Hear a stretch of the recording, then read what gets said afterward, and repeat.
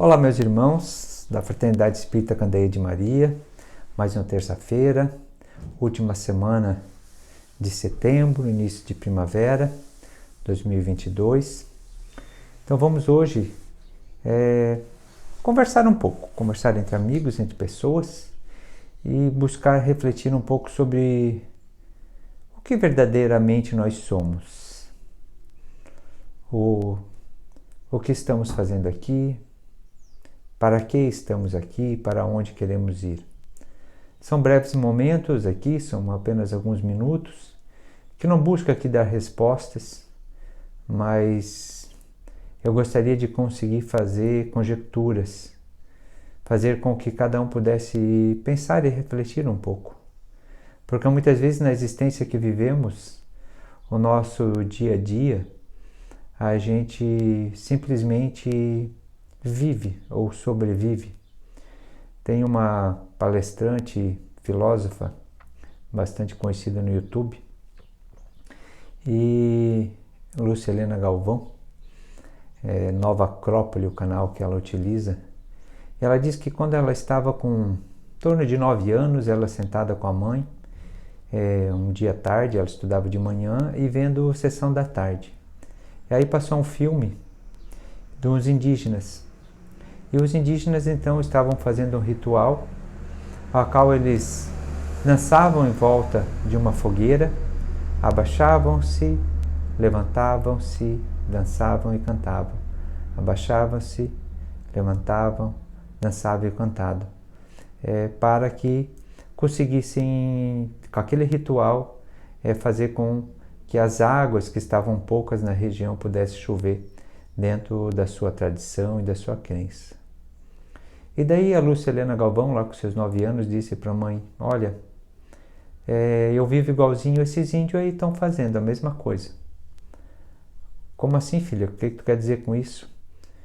Todo dia eu levanto, vou para a escola, venho para casa, estudo, como, vou para casa, como, durmo, vou para a escola. Mas que sentido tem isso? Pelo menos os índios sabem que estão fazendo isso para chover. Eu nem sei para que eu estou fazendo isso. Então ela diz que aquele comentário com a mãe, rendeu para ela várias sessões de psicólogo. Mas o que nos mostra? Hoje quem procurar ver o que essa mulher nos traz nos canais do YouTube, Lúcia Helena Galvão, você vai ver que é uma pessoa que despertou. Porque ela já lá na infância ela buscou querer saber o que ela está fazendo aqui, quem ela é, E a gente muitas vezes nasce, é desenvolvido através de um processo social, a qual a própria sociedade, antes de nós entrarmos aqui, desenvolveu, e a gente acaba então vivendo de acordo com aquilo que já foi programado para nós, sem pensar se está certo ou está errado, sem pensar se não é questão de estar certo ou errado, mas se aquilo é bom para mim ou não é bom para mim, se é bom para mim ou é bom para minha família, sem pensar se aquilo está me construindo algo no que eu verdadeiramente sou. Então Jesus tem uma frase que ele fala a um dos apóstolos, quando ele o convida a segui-lo, e ele diz: então deixe primeiro que eu vá enterrar meu pai. E Jesus diz a ele: deixe aos mortos enterrar seus mortos. Ali Jesus usa a palavra morto em dois sentidos. Um é o morto desencarnado, aquele que o espírito não está mais ligado ao corpo físico e que precisa de um sepultamento. E o outro é o morto, que vai enterrar o próprio morto, é aquele que não despertou para a realidade. Ele não despertou porque ele é. Ele é ainda aquela menina se refletindo: eu só como, durmo, trabalho, às vezes me divirto. A diversão ainda às vezes nem é aquilo que eu gosto, mas é aquilo que a sociedade colocou que é legal, que é divertido. E daí, para mim se sentir acolhido na sociedade e dizer que eu estou bem, eu tenho que ter fotos e postar eu me divertindo em algo que os outros disseram que é bom. E tudo isso é um efeito ainda de manada.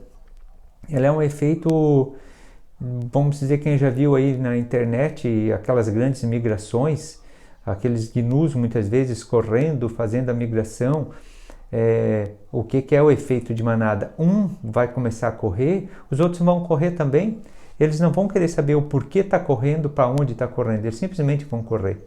Então hoje, 95% botando por baixo da humanidade é a manada correndo para algum lugar sem saber para onde está indo. Agora sim, ainda lá na natureza, o animal, quando ele começa a correr, geralmente é porque ele está querendo preservar a própria vida. Ele está querendo fugir de algo que sinalizou um perigo para ele. E aí os outros, naquela fuga, já correm juntos. Só que daqui a pouco aquele perigo já nem existe mais, eles ainda estão correndo, né? Então, na nossa humanidade ainda tem um problema o seguinte, esses, que eu acho que não é 5, talvez 1% ou 2%, que denominam, que nos dizem para onde a gente deve ir, é realmente para o bem da manada? Ou é por uma questão, vamos dizer, egoística, egocentrística dele próprio, dos seus próprios interesses, da cúpula de interesses? Então a gente ainda vive hoje num estado, vamos dizer assim, de uma autoescravidão ou uma autoalienação, aonde a gente não tem mais escravos em cativeiros, a gente não tem mais os senhores feudais que eram donos das terras e quem trabalhava lá a vida inteira estava devendo para ele porque trabalhava na terra do dono da terra, tinha que comprar as coisas dele e daí sempre estava devendo, na realidade ele só sobrevivia ali, né? Então muitas vezes a gente está nessa fase, a gente está nisso aí. E dentro disso algumas coisas nos são colocadas como que a gente precisa, que tem que ter, que é obrigado. Se tu não conseguiu, tu não venceu, tu não... Isso é desde lá da infância, já tu entra na escola, já vai desenvolvendo um processo pedagógico muitas vezes competitivo. Os pais muitas vezes já influenciam isso porque também já foram assim. Qual a nota que tirou, a nota é boa, é para ser boa, não é só se ela foi boa, ela é comparada com a nota que os outros amigos tiraram, né? Então entra numa faculdade mesmo, já se coloca que o teu companheiro do lado vai ser ele está fazendo a mesma profissão que você, então ele é teu concorrente, você tem que competir com ele para já ser melhor na faculdade do que ele. E o mundo de regeneração que o Espírita tanto fala, não existe competitividade, ele vai precisar acabar a competitividade. A gente vai competir apenas com uma pessoa só, com nós mesmos. A gente tem que competir com a gente, querer melhorar a gente. Mas a gente quer ainda, para ter bem-estar de espírito, a gente procura querer mudar o outro. Eu quero mudar a atitude do outro para que eu me sinta bem. Eu quero levar ao público o erro do outro para que o erro dele não se aconteça mais, para que eu fique bem. Então eu não trabalho mais dentro de mim, eu trabalho fora. E isso é o quê? Isso é os mortos ainda. Mortos para o espírito. Mortos porque que a gente é. Então lá no início, o homem ele entendia apenas que ele era matéria muitas vezes. Ele não entendia algo transcendente. Ou chegou uma fase que a gente esqueceu isso da transcendência. Hoje a gente vem trazendo a teoria, ideia ou verdade, não importa o modo que cada um veja, mas para o espírito é verdade, que eu sou um ser, um espírito, eu estou Edson, eu estou com algumas profissões que eu tenho, mas eu não sou a profissão, eu não sou o Edson, eu estou ele. E tudo de matéria que eu tenho, ela é acumulativa para mim mesmo. Eu acumulo ela, mas eu não sou ela. Então, como eu tenho um veículo, o meu veículo, ele é o meu veículo, mas eu não sou o veículo. Então, o meu veículo, porque eu adquiri, ele é meu num certo ponto, porque essa matéria que agregou já estava aqui na Terra, ela continua sendo da Terra, e eu vou desencarnar e essa matéria vai continuar estando aqui. Ela pode se modificar, pode enferrujar, pode se transformar, mas ela continua ali. Então, na realidade, eu acumulo algo que já é da Terra, numa ilusão que aquilo me pertence, que aquilo é meu. O corpo que eu visto hoje, eu fui acumulando, agregando ele, num processo de respiração, de alimentação, né? Num processo primeiro da alimentação, da gestação, da permissão dos pais a terem esse filho, de eu, enquanto espírito, na maioria das vezes ter solicitado. Então as pessoas muitas vezes dizem, mas eu não pedi para nascer. Mentira. Se a gente for ver isso do ponto espiritual, muitos solicitaram muito tempo para nascer e muitos estão aí na fila de espera. Então eu vou agregando essa massa física, mas eu não sou ela. Só que agora ela é o que necessita para mim desenvolver o meu caminho. Então primeiro parece que a gente teve uma dualidade espírito e matéria. Era só matéria, aí é espírito e matéria, aí eu sou espírito, eu sou matéria. Não, o espírito é mais importante. Não, agora nesse momento o espírito está aglomerado com a matéria. E nós temos que pensar como um ente, como um ser. E daí muitas vezes a gente vê nos fatores até espíritas, mas isso é um processo obsessivo, foi a obsessão que me fez isso, é porque eu vou no centro espírita para tirar o meu obsessor, eu vou lá para tirar essas energias que foram agregadas, que foram me feitas para eu me melhorar. Não adianta, ele ajuda, ele melhora. Mas o que Jesus disse? Se lá na casa do cidadão expulsou o demônio que convivia com ele dentro de casa. O que é a casa? É o coração. O que é a casa? É a mente. E foi expulsado esse demônio. Aí ele vai embora, quando ele volta, depois de um tempo para observar, ele vê que o dono da casa, ele só deu uma arrumadinha na casa por fora. Internamente ele não arrumou nada na casa. Aí esse espírito já volta para viver com o homem? Não. Ele vai lá para o vale, busca mais uns 7 lá, e agora vem uma falange conviver. Porque ele sabe que uma vez ele foi tirado. Então se você vem na busca de uma casa espírita, fazer trabalho mediúnico, fazer desobsessão, fazer tratamento espiritual, de fora para dentro, tem que refletir primeiro. A melhor desobsessão no centro espírita é o estudo. Você participar de um estudo, que daí você vai trabalhar de dentro para fora. Esses outros fatores, eles são necessários e eles ajudam.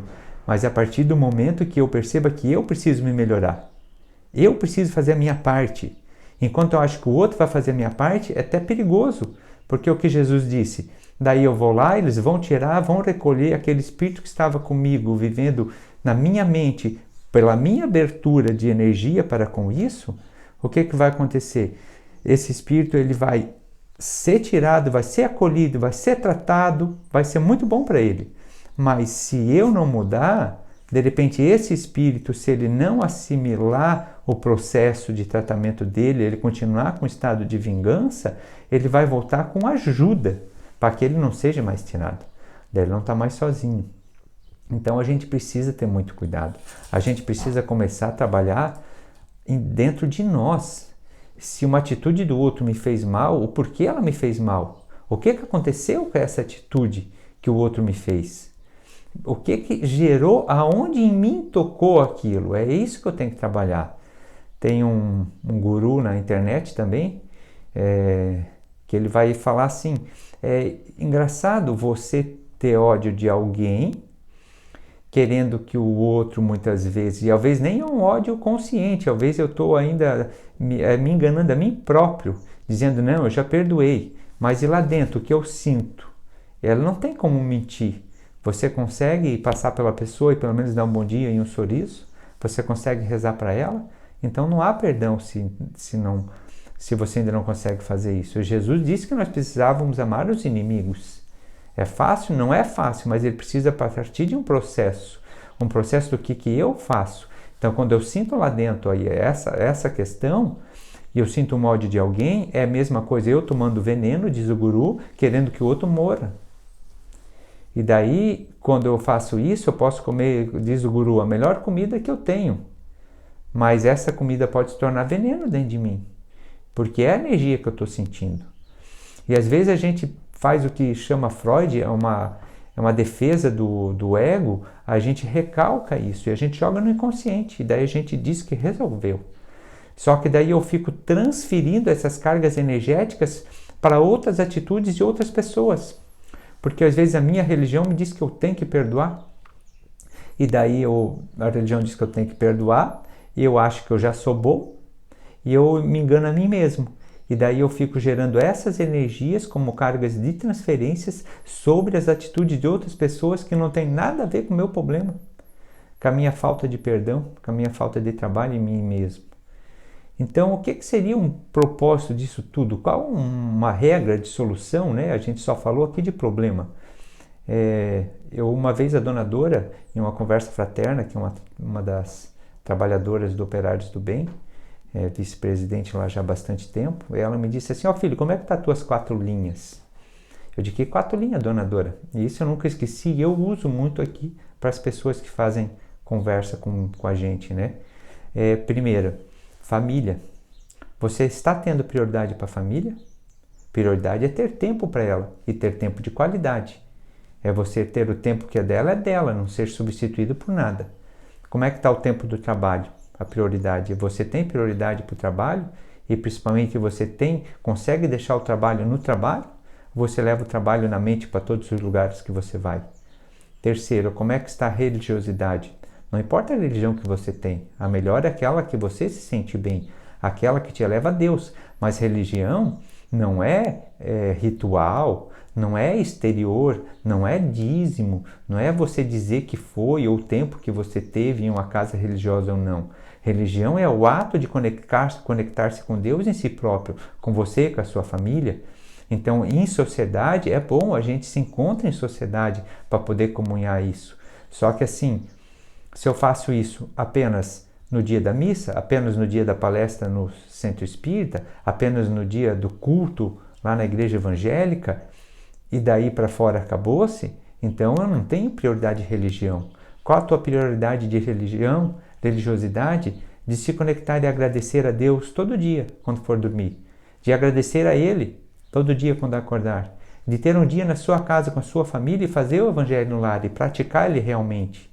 Porque senão, se eu não faço nada, eu mesmo, para minha religião, para mim, que religião é ligar, é aquilo que te conecta com Deus e com o teu próximo.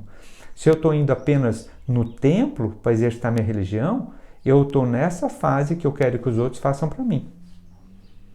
Isso é fato, é análise. Se eu não faço eu mesmo, se a minha expressão de religião é apenas no templo, apenas aonde eu vou, então eu não estou fazendo para mim, eu só estou querendo que os outros façam. E ainda pior, tem aquele que realmente não faz nada. E você é espírito. Nós somos espíritos. É ilógico a gente querer numa vida, a gente trabalhar só para um fator.